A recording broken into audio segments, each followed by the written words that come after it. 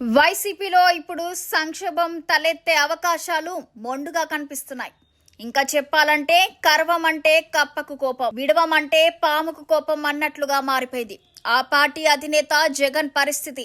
ఇటు చూస్తే పార్టీపై ప్రజలలో పీకల దాకా అసంతృప్తి కనిపిస్తున్నది. ఇప్పటికే వెలువడిన సర్వేలన్నీ ఇదే విషయాన్ని కరఖండిగా చెప్పేశాయి. దీంతో అంతా ఎంతో తగ్గించి కనీసం పరువు పోకుండా ఉండేలా కాపాడుకోవాలని పార్టీ పెద్దలు రకరకాల ఎత్తులు వేస్తున్నారు, కసరత్తులు చేస్తున్నారు.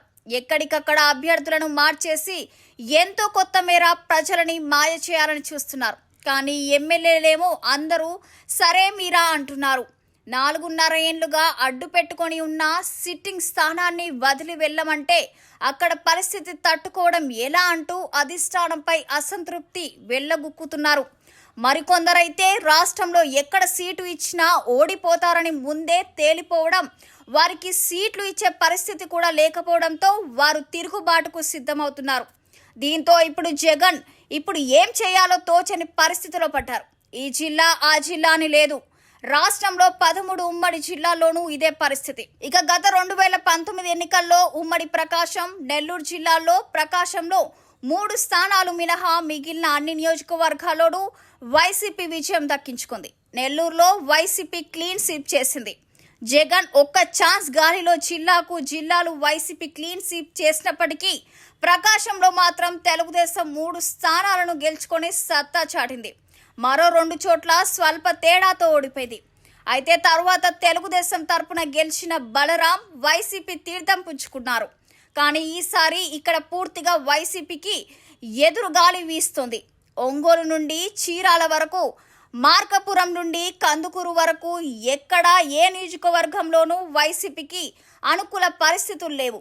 అందుకే ఇప్పుడు ఉమ్మడి ప్రకాశం జిల్లాలో వైసీపీ సీటంగుల స్థానాలను మొత్తంగా మార్చేయాలని నిర్ణయించుకుంది.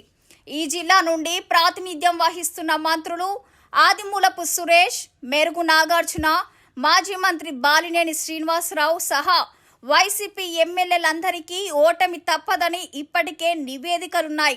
అందుకే ముందుగా మంత్రి ఆదిమూలపునే మార్చేసింది అధిష్టానం. అలాగే ప్రస్తుత సీటంగుల్లో ఒకరిద్దరికి అసలు టికెట్ కూడా ఇచ్చే పరిస్థితి లేదని చెప్తుంది. దీంతో ఇప్పుడు ఉమ్మడి ప్రకాశం, నెల్లూరు జిల్లా వైసీపీలో మార్పుల లొల్లి మొదలైంది. ముందుగా ఎర్రగొండపాలెం నుంచి ప్రాతినిధ్యం వహిస్తున్న మంత్రి ఆదిమూలపు సురేష్ను కొండపీకి మార్చగా, కొండపీలో వైసీపీ ఇన్ఛార్జిగా ఉన్న వరికోటి అశోక్ బాబును బాపట్ల జిల్లా వేమూరికి కేటాయించారు. అలాగే వేమూరు నుంచి ఎన్నికైన మంత్రి మెరుగు నాగార్జునను ప్రకాశం జిల్లాలోని సంతనూతలపాడు నియోజకవర్గానికి మార్చారు.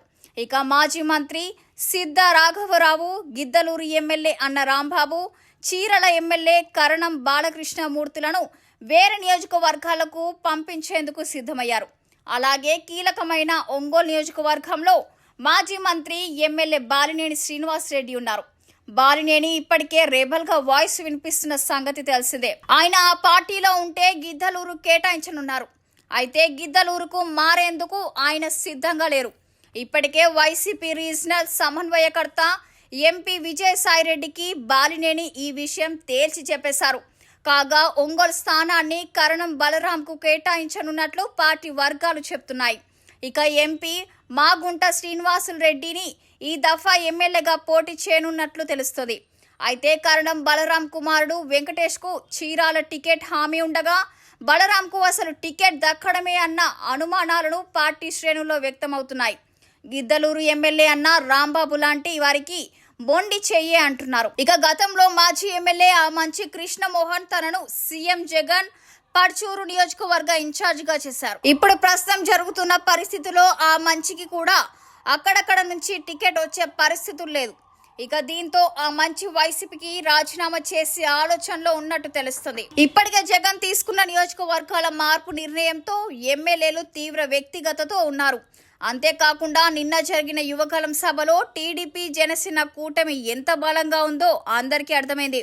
దీంతో జగన్ పై సంతృప్తిగా ఉన్న ఎమ్మెల్యేలందరూ ఒకరుగా బయటికి వచ్చేస్తున్నారు. ఆ మంచి కృష్ణమోహన్ కూడా జనసేనలో చేరపోతున్నారని టాక్ కూడా గట్టిగా వినిపిస్తోంది.